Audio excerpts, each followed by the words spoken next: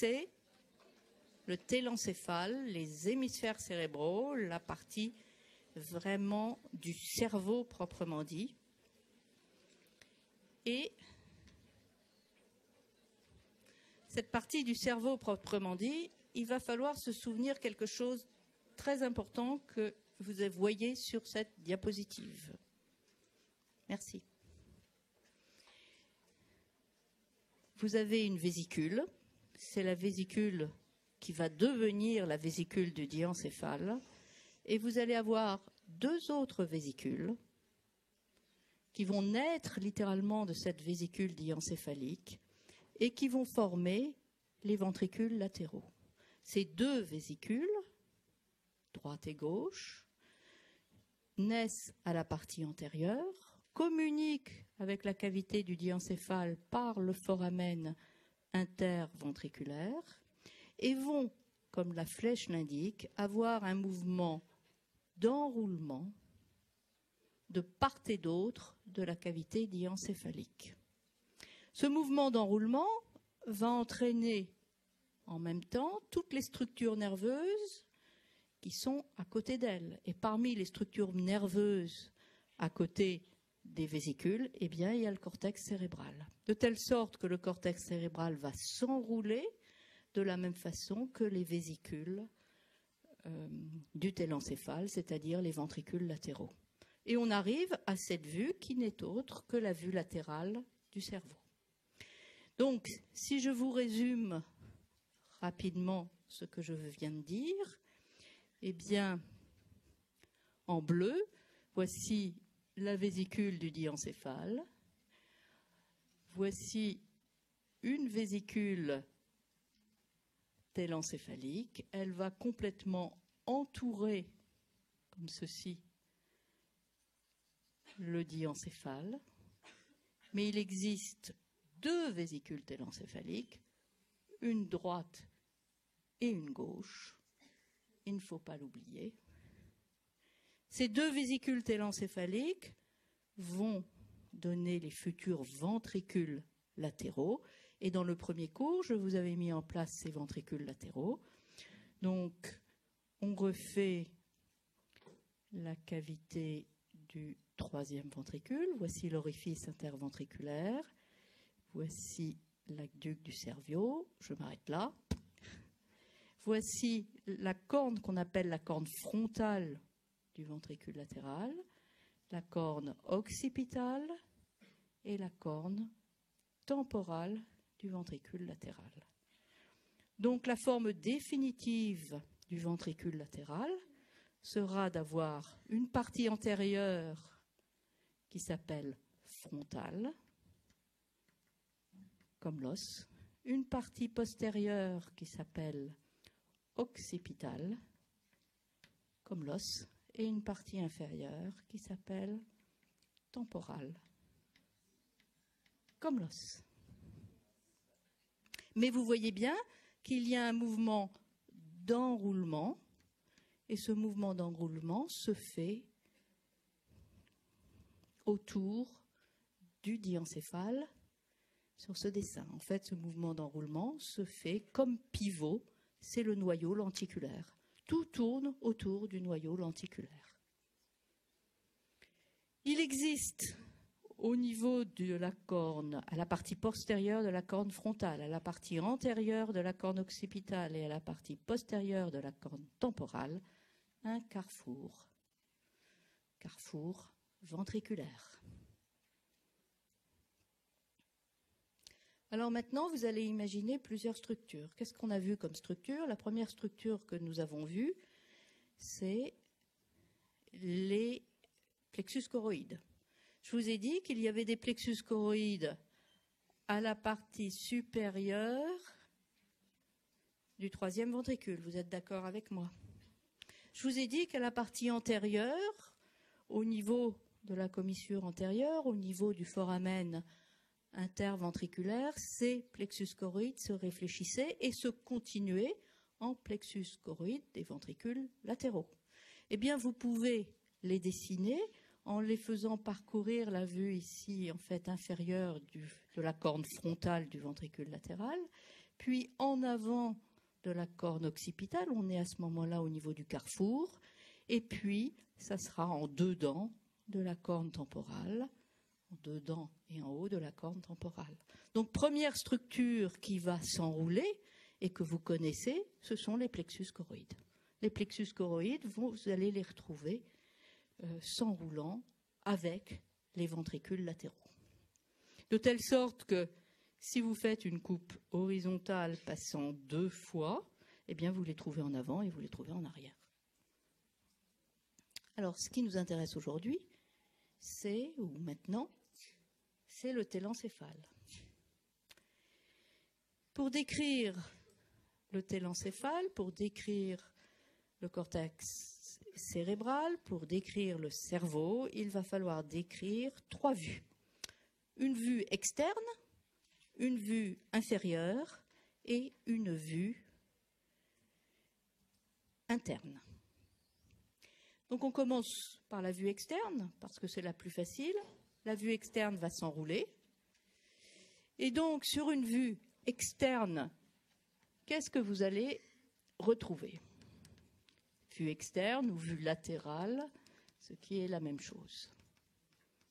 Sur la vue externe, vous allez avoir ce phénomène d'enroulement. Et ce phénomène d'enroulement, vous allez voir enrouler comme ceci la structure nerveuse. Littéralement, vous voyez, elle s'enroule. Et en fait, en s'enroulant, elle va venir se chevaucher.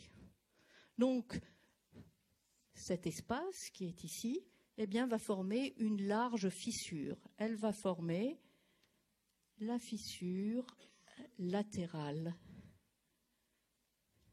du cerveau. Fissure latérale du cerveau, sur une vue externe, on lui décrit plusieurs parties. On lui décrit un bras postérieur,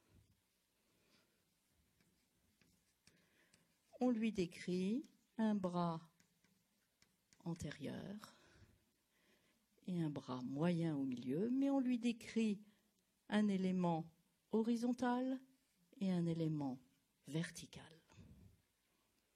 Donc la fissure latérale, qui s'appelle aussi la fissure de Sylvius dans les livres, vous entendrez parler de vallée sylvienne, vous entendrez parler de sillon de Sylvius.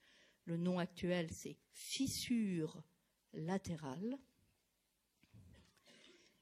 Eh bien, il est important de retenir que cette fissure latérale va présenter plusieurs bras, dont un bras horizontal et un bras vertical. Ensuite, vous allez pouvoir décrire, en fait, une partie tout antérieure au cerveau, et vous allez pouvoir marquer le mouvement d'enroulement du cerveau. Et vous allez revenir en avant. Donc vous avez bien ce phénomène d'enroulement de la structure nerveuse autour, en fait, de cette fissure qui va marquer le chevauchement des 2 cortex. Donc si je refais le dessin, eh bien vous avez le sillon de Sylvius, la fissure latérale.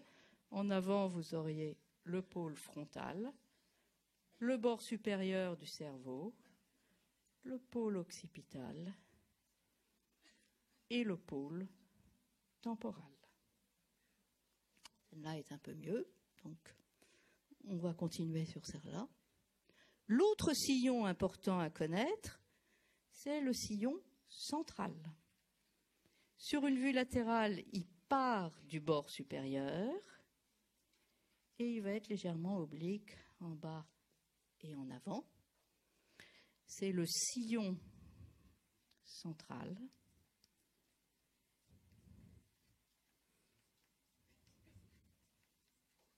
Ce sillon central s'appelle aussi le sillon de Rolando. Et vous allez entendre parler du nom Rolando Et cela doit déclencher un réflexe vous disant c'est le sillon central.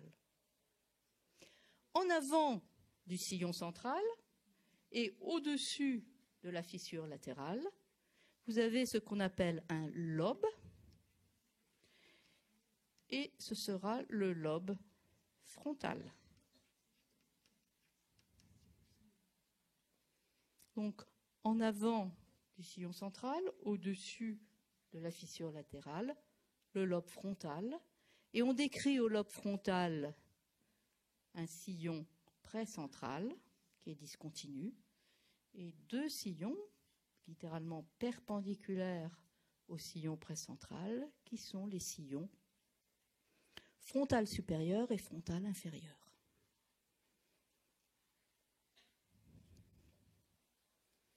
Entre les sillons, vous avez des gyrus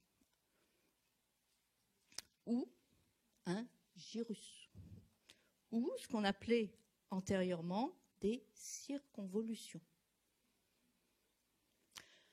Entre le sillon central et le sillon précentral, ici je le fais en rouge,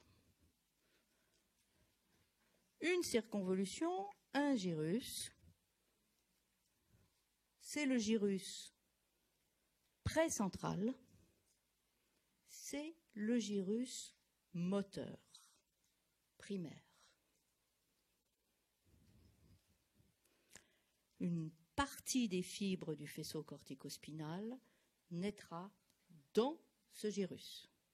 Il s'appelle aussi frontal ascendant. Donc, gyrus précentral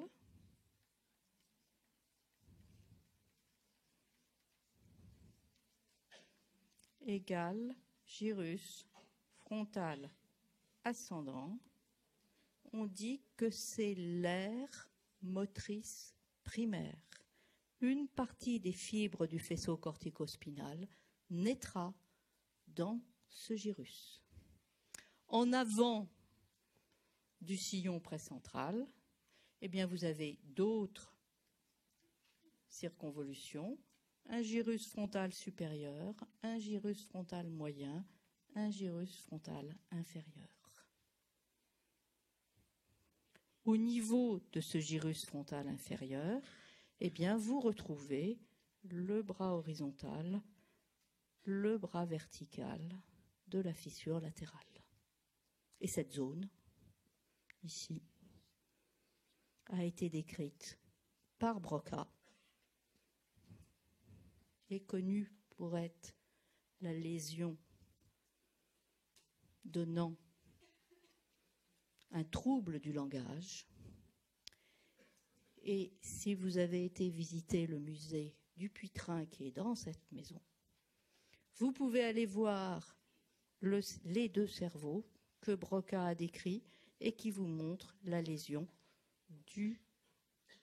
de la troisième circonvolution frontale.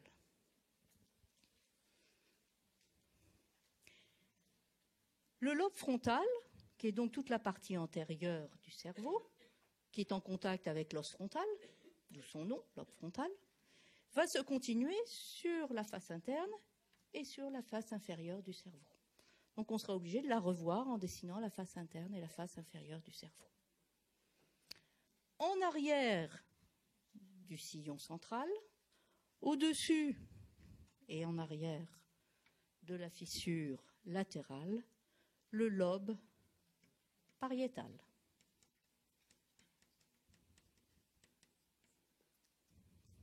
Au niveau du lobe pariétal, sur une vue externe, vous décrivez un sillon post-central et un sillon intra-pariétal. Et vous allez décrire ainsi des circonvolutions, des gyrus, un gyrus post-central et le gyrus post-central centrale va correspondre à la projection des fibres sensitives. On dit que c'est l'aire sensitive primaire.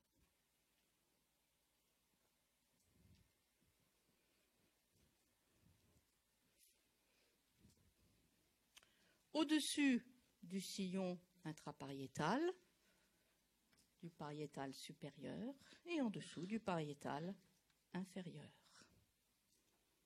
Mais le pli de passage à la partie la plus postérieure de la fissure latérale porte le nom de gyrus supramarginal.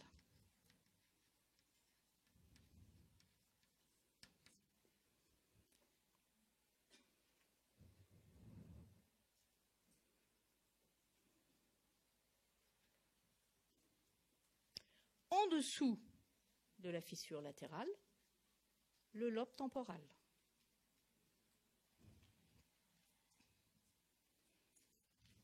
À la partie la plus antérieure, eh bien, vous aurez le pôle temporal. Et vous allez avoir des sillons. Un sillon temporal supérieur, un sillon temporal inférieur. Et vous allez différencier un gyrus temporal supérieur, un gyrus temporal moyen, un gyrus temporal inférieur. En fait, comme les gyrus frontaux, vous numérotez souvent ces gyrus. Vous numérotez, le temporal supérieur s'appelle aussi le premier, T1, le moyen s'appelle le deuxième gyrus temporal, et le gyrus inférieur s'appelle le troisième. Et là aussi, vous allez continuer sur la vue inférieure et sur la vue interne du cerveau, et vous allez donc avoir 5 circonvolutions temporales. En arrière du lobe temporal, le lobe occipital, avec un pôle occipital. Il n'y a pas chez l'homme de limite entre le lobe temporal et le lobe occipital. Les circonvolutions semblent se continuer sans interruption. Seules des incisures peuvent être visibles. Donc, sur la vue externe, qu'est-ce qu'il faut savoir? Il faut savoir qu'il y a deux grands sillons. L'un s'appelle la fissure latérale, dite de Sylvius. L'autre, c'est le sillon central, dit de Rolando. Par rapport à ces deux sillons, on décrit 4 lobes. Un lobe frontal, un lobe pariétal, un lobe temporal et un lobe occipital. Il existe 5 lobes décrits au cerveau. Il en manque donc un. Le dernier lobe est le lobe de l'insula. Et pour décrire le lobe de l'insula, vous allez devoir découper toute une partie centrale, ici.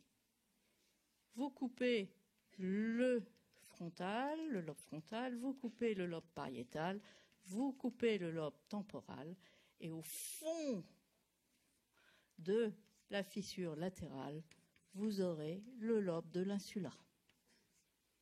Donc le lobe de l'insula a été enfoui au fond de la fissure latérale, justement au moment de l'enroulement du cortex et du développement du cortex. Donc je répète, 5 lobes, lobe frontal, lobe pariétal, lobe temporal, lobe occipital, et le dernier lobe est enfoui, on ne le voit pas en superficie, c'est le lobe de l'insula. Donc on a vu la vue latérale, il nous faut voir la vue interne et il nous faut voir la vue inférieure. On va commencer par la vue interne.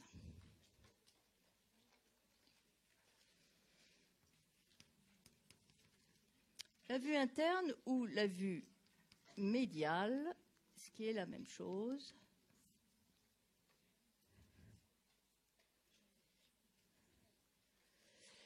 Je vous rappelle notre petit dessin initial du diencéphale. Je vous avais fait 2 hémisphères cérébraux, comme ceci. Et je vous avais dit que les 2 hémisphères cérébraux étaient réunis par une commissure. Cette commissure, vous connaissez son nom maintenant, c'est la commissure du corps calleux. Pour regarder la vue médiale du cerveau, si on oriente cette coupe, ici vous auriez la partie latérale, ici la partie antérieure. C'est une vue supérieure. Vous allez devoir couper ici au milieu. Et en coupant au milieu, vous allez couper le diencéphale, vous allez tomber dans le 3e ventricule. Mais en aucun cas, vous allez léser, si vous coupez vraiment au milieu, le télencéphale.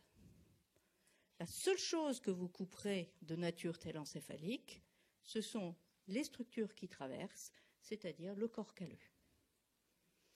Donc, et le fornix, qui est diencéphalique.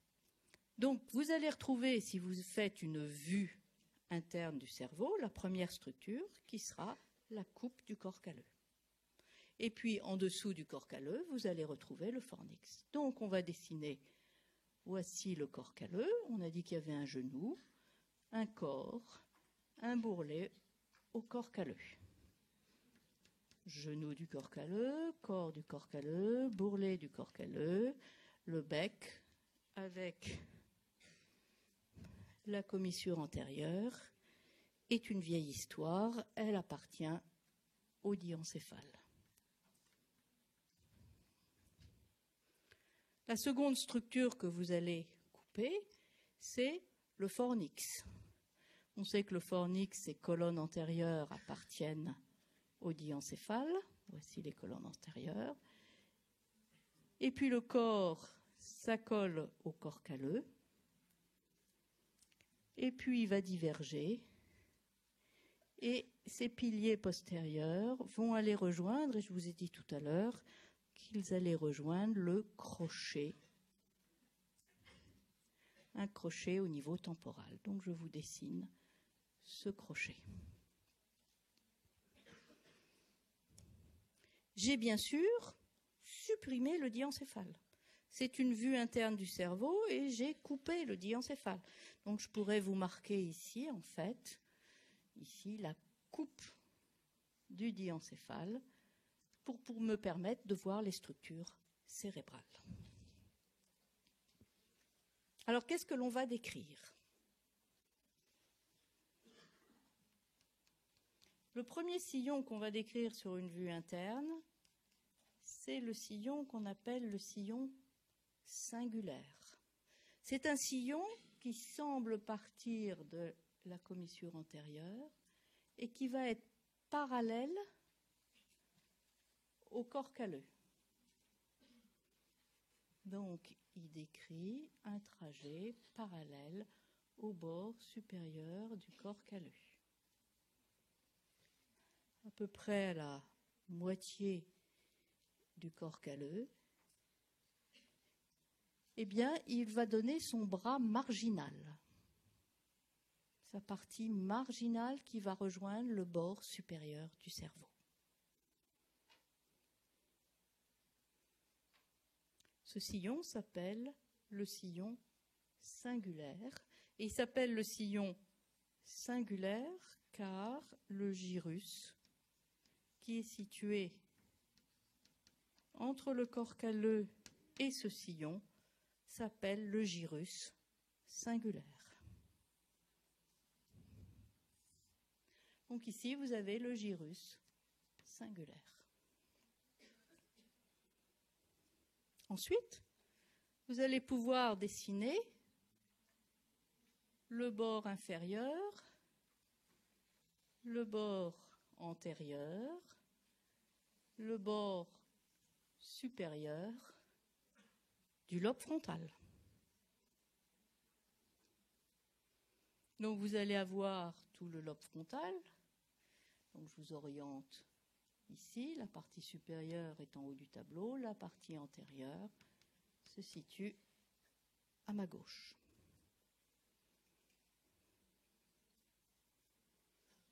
À la partie postérieure ici, juste en avant du bras marginal du sillon singulaire, eh bien vous allez pouvoir retrouver la terminaison du sillon central.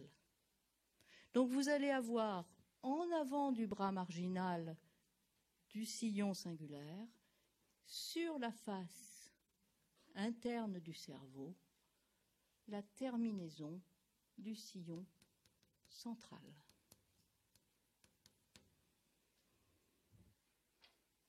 Et en avant de ce sillon central, vous pourriez avoir un sillon qui correspondrait au sillon précentral.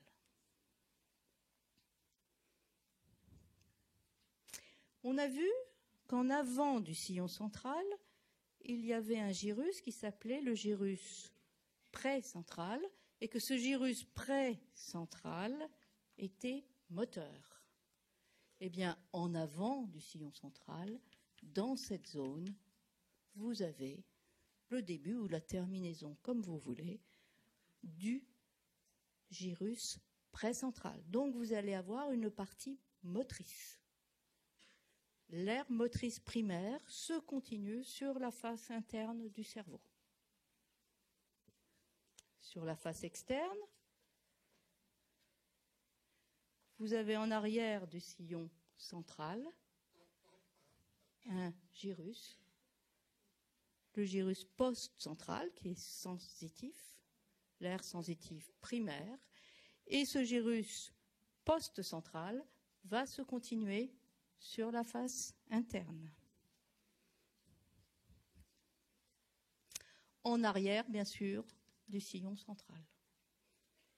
En anatomie, en morphologie, vous avez un nom, ici, pour cet élément de part et d'autre du sillon central, c'est le lobule paracentral.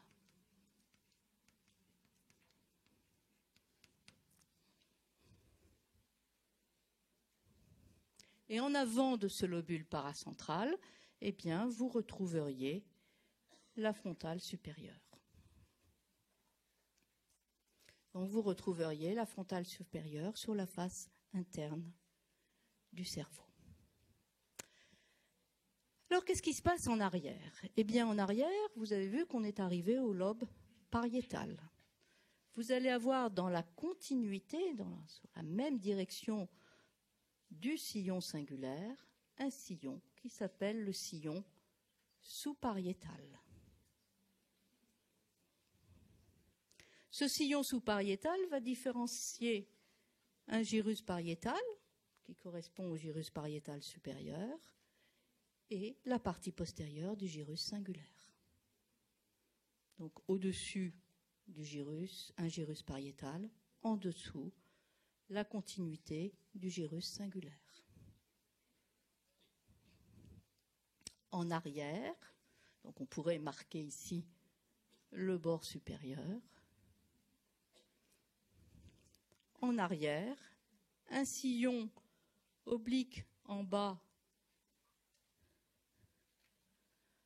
et en avant.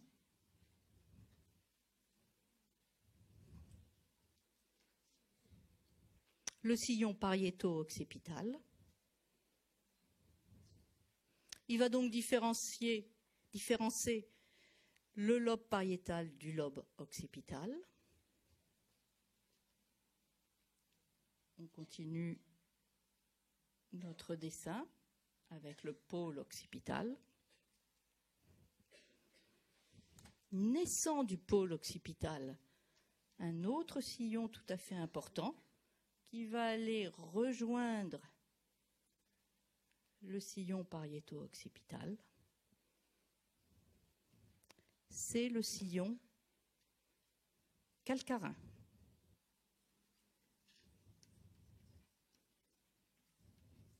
Le sillon calcarin naît du pôle occipital. Il est oblique en haut et en avant. Il va rejoindre le sillon pariéto-occipital. C'est une bonne façon de le reconnaître.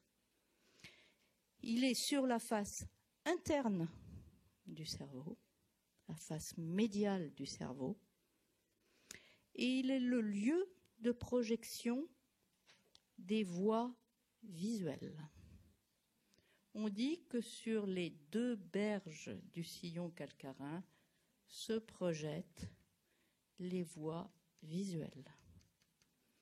De part et d'autre du sillon calcarin, vous avez l'aire visuelle primaire.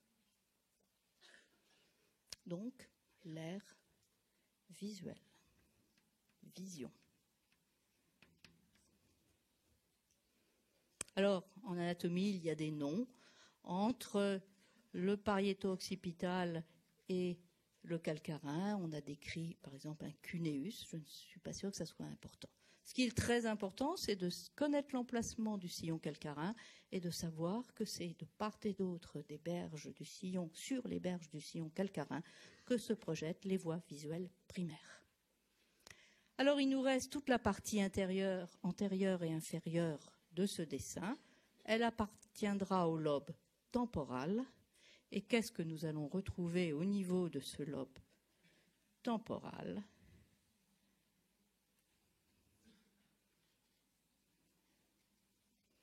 Eh bien, nous allons retrouver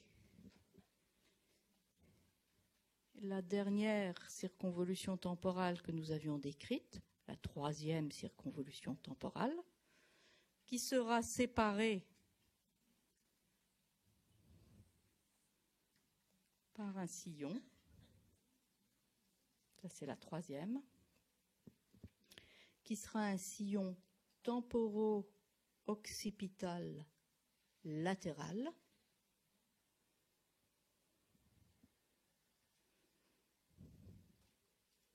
Et parallèle à ce sillon temporo-occipital latéral, un autre sillon, un sillon temporo-occipital médial, qui porte le nom aussi d'ailleurs de sillon collatéral, et qui va ainsi séparer la quatrième circonvolution temporale de la cinquième circonvolution temporale. Donc en fait, il existe bien 5 circonvolutions temporales. Une temporale supérieure ou la première, une temporale moyenne ou la seconde, une temporale inférieure ou troisième temporale qui fait la jonction entre la face externe et la face interne et inférieure. On la retrouve donc sur cette vue interne. Mais on retrouve aussi les deux autres circonvolutions temporales, la quatrième circonvolution temporale et la cinquième. Or, la cinquième, elle est très très compliquée. La cinquième circonvolution temporale, qui s'appelle aussi la circonvolution para-hippocampique,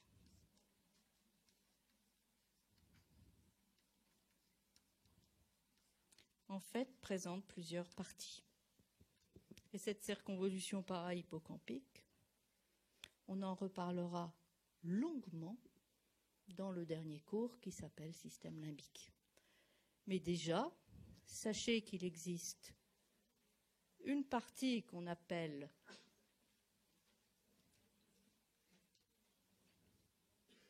le gyrus para-hippocampique, une partie que l'on appelle l'hippocampe. Et pourquoi l'appelle-t-on l'hippocampe ? C'est tout simplement qu'elle ressemble au petit animal marin qui s'appelle l'hippocampe. Et qu'en définitive, cet hippocampe, cette cinquième circonvolution temporale, au moment du développement du cerveau, va se retrouver complètement enfouie à l'intérieur du cerveau, très interne, et qu'elle va se replier sur elle-même. Et elle va se replier sur elle-même dans un mouvement de rotation, comme si vous faisiez d'une supination une pronation. Et elle va se retourner sur elle-même à son extrémité antérieure, comme si vous preniez votre main et que vous la déposiez sur votre avant-bras. Quand vous avez ce mouvement de la main sur l'avant-bras, vous allez former le crochet de l'hippocampe. Et c'est au niveau de ce crochet de l'hippocampe que vient buter les piliers postérieurs du fornix. Et je dis bien buter les piliers postérieurs du fornix. Alors que l'hippocampe, quand elle s'enroule sur elle-même comme un mouvement de supination en pronation, va donner un gyrus qu'on peut voir en profondeur, on pourra le regarder si on a le temps tout à l'heure, qui s'appelle le gyrus denté. Alors, mon dessin est relativement faux d'ailleurs, parce qu'il devrait être T5, se trouve ici.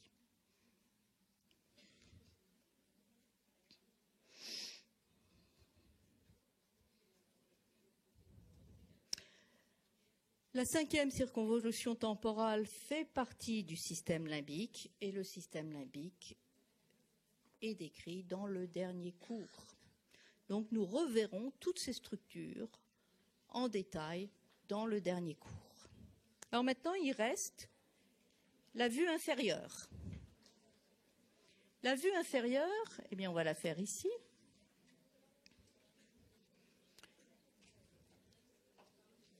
Pour voir la vue inférieure du cerveau, il faut couper le tronc cérébral.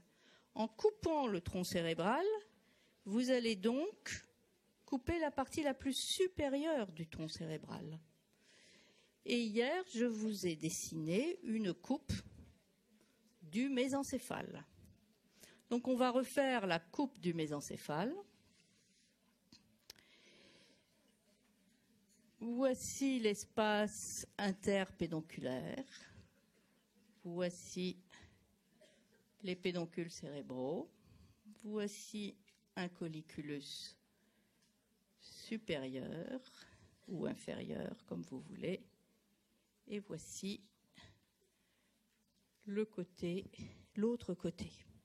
Nous avons vu hier que la coupe du mésencéphale se caractérisait par de la substance noire, un noyau rouge, et vous pourrez reconnaître ces noyaux très facilement sur des vues IRM. Donc il y en a un bien sûr à droite et à gauche. Voici la substance noire contralatérale. Vous avez une cavité au mésencéphale, c'est la cavité.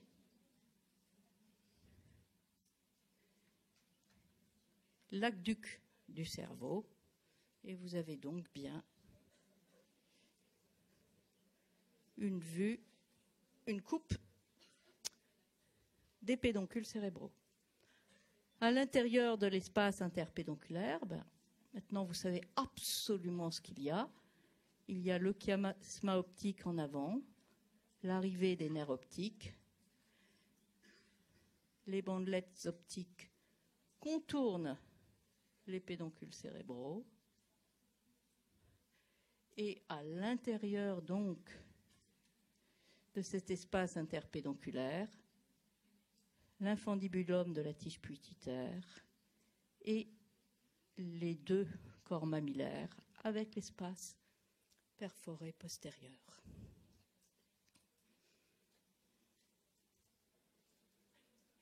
En avant de cette coupe du mésencéphale, la partie inférieure du lobe frontal. Cette partie inférieure du lobe frontal repose sur l'orbite. Donc on l'appelle souvent la partie orbitaire du lobe frontal. Donc voici la ligne médiane, donc vous avez ici la partie orbitaire d'un lobe frontal. De l'autre côté, vous auriez l'autre partie orbitaire du lobe frontal.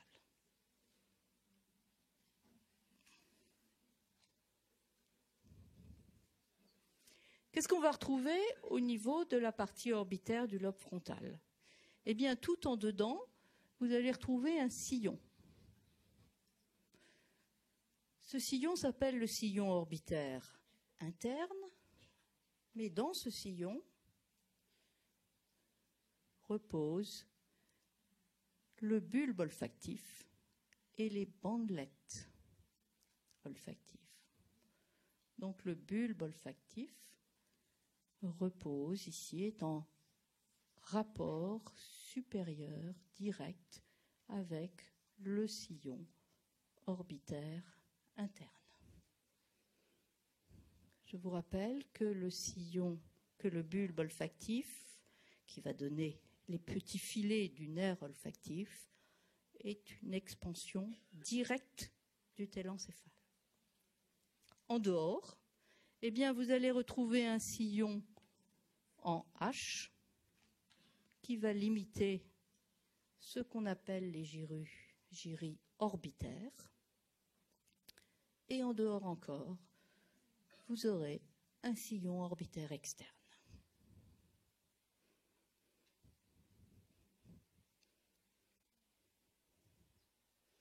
Donc la partie inférieure du lobe orbitaire du lobe frontal repose sur l'orbite et les gyrus, tout naturellement, portent le nom de gyrus orbitaires pour la plupart d'entre eux, pas pour tous. En arrière, qu'est-ce qu'on retrouve? Eh bien, en arrière, on va retrouver le lobe temporal. La limite entre le lobe frontal et le lobe temporal, ce sera la fissure latérale.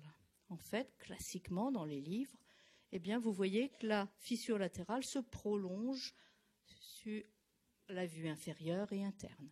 Donc, on peut marquer ici le pôle temporal et puis le bord externe de l'encéphale.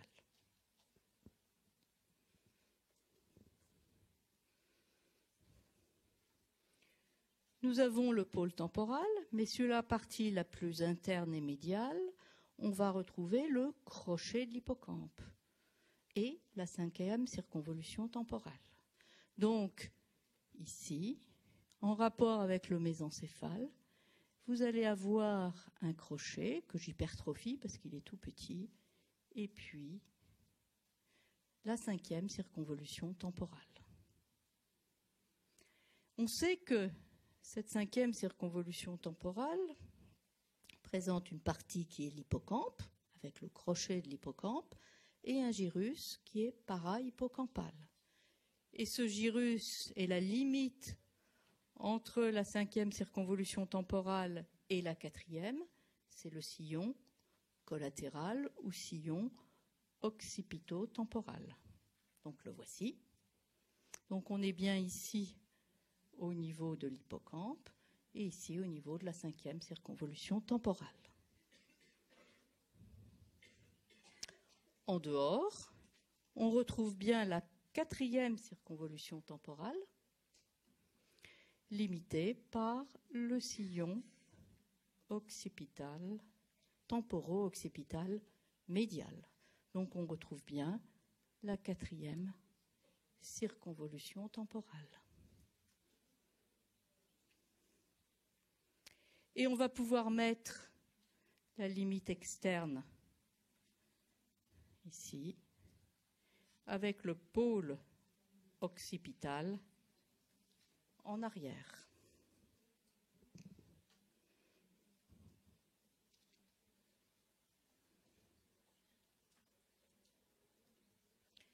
Donc on pourrait faire à peu près de l'autre côté la même chose, comme ceci.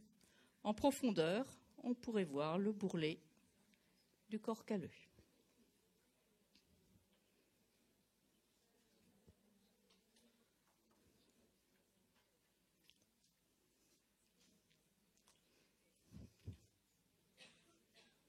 Alors il nous reste à faire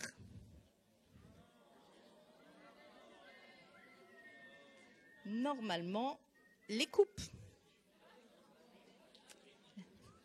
Une coupe frontale et une coupe horizontale. Alors je vous propose de faire une seule coupe, la coupe frontale. Vous savez tout. Sur la coupe frontale, qu'est-ce que vous allez retrouver?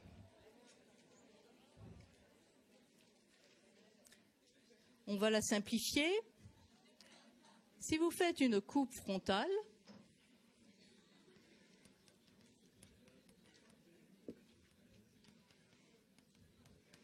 sur la ligne médiane, vous allez retrouver la cavité du troisième ventricule. Donc on recommence comme précédemment.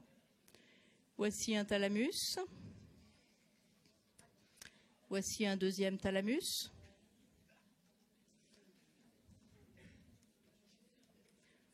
Voici l'hypothalamus. Je vais faire passer la coupe par le tronc cérébral et je vais couper ici le tronc cérébral. Nous savons que le noyau codé repose sur le thalamus. Il s'en sépare au niveau de la queue du noyau codé. Nous savons que sur une coupe frontale, on coupe le corps calleux. Voici le corps calleux coupé. Et nous savons que sur la ligne médiane, nous retrouvons le septum lucidum, le fornix. On a bien un ventricule latéral à droite, un ventricule latéral à gauche, le troisième ventricule sur la partie médiane. En dehors, nous avions vu qu'il existait un noyau, le noyau lenticulaire, triangulaire, avec trois parties, le putamen en dehors, le pallidum externe, partie intermédiaire, et le pallidum interne, qui était d'origine diencéphalique. Il ne nous reste plus, après ceci, à mettre les circonvolutions. Donc on va imaginer que l'on passe par toutes les circonvolutions frontales, comme ceci, un peu obliquement, et par toutes les circonvolutions temporales. Donc qu'est-ce que l'on va retrouver? Eh bien, il existe un sillon juste au-dessus du corps calleux. En haut, nous allons retrouver le gyrus singulaire avec le sillon singulaire.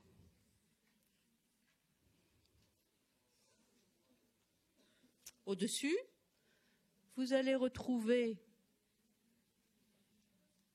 la première frontale,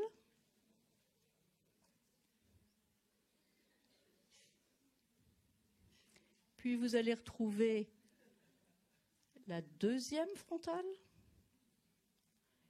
et puis vous allez retrouver la troisième frontale, avec en profondeur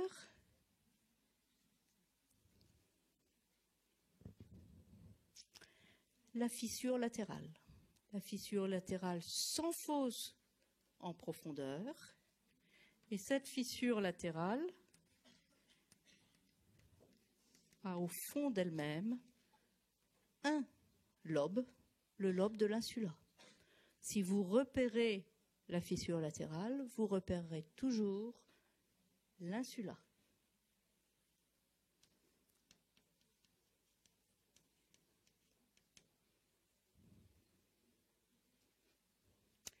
Au niveau temporal, nous avons dit qu'il y avait 5 circonvolutions temporales. Eh bien, il y a une temporale supérieure ou première temporale, il y a une temporale moyenne ou seconde temporale, il y a une temporale inférieure ou troisième temporale qui va former la partie externe et inférieure du cerveau. Et puis vous allez avoir une quatrième temporale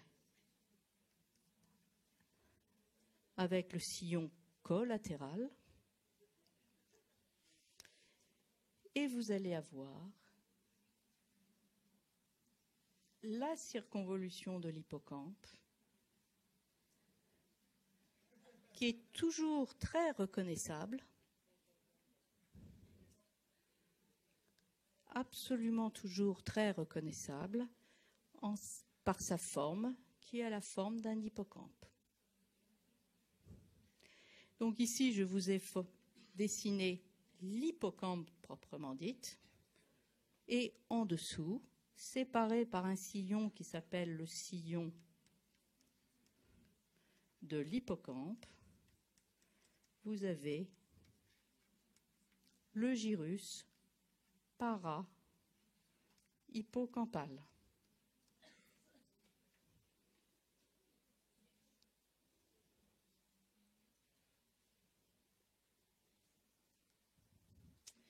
Sur une coupe frontale,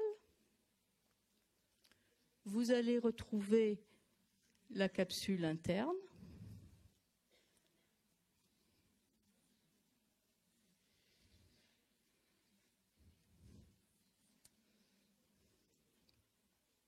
la capsule interne sur une coupe frontale est oblique en bas et en dedans. Et elle est oblique en bas et en dedans car elle va rejoindre le tronc cérébral. Donc sur une coupe frontale, la capsule interne est toujours oblique en bas et en dedans.